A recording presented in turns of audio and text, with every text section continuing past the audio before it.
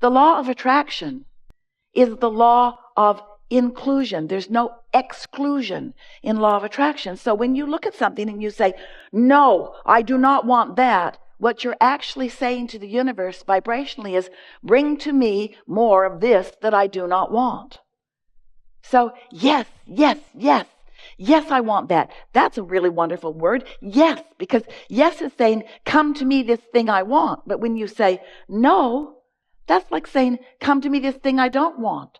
So you want to begin to pay attention to what you're saying yes to and say it more often, and what you're saying no to and say it less often, because you get what you think about, whether you want it or not. So as we began talking to you some years ago, we wanted you to understand how it works. And so we, for a while, called this body of work the science, because it's ever-changing and evolving, of deliberate, because focus is such a good thing. And that's the sweet spot of being here, to get to deliberately choose and decide. The science of deliberate creation. We thought it was the best title ever for what we are all about, which is thinking on purpose, feeling on purpose, attracting on purpose, creating on purpose. But you, dear hearts that you are, got all serious about it. And you said, oh, cancel. Try to suck those words back before the universe gets hold of them. And we noticed that you were too worried about what you were thinking.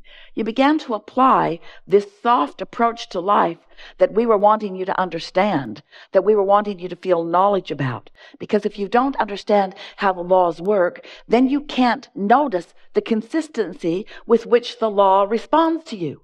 Once you understand how the law of attraction works, then you can notice its absolute consistency, and then you can find your place within it.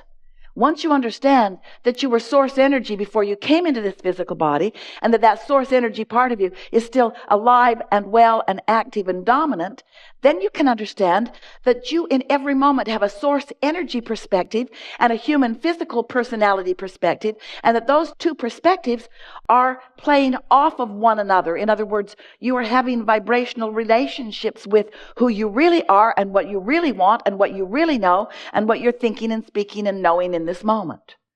So the emotions that you feel have to do with how wide that gap is between you and you.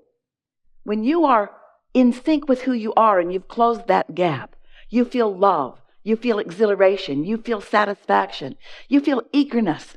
But when the gap is wide, when what you're thinking is very different from what the source within you is thinking about this moment in time, because that's always where your inner being is focused, right here with you about what you're focused upon, right here, right now about what you're focused upon, right here, right now about what you're focused upon, right here, right now about what you're focused upon.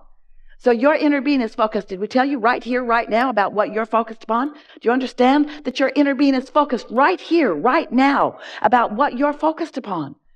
And your opinion about what you're focused upon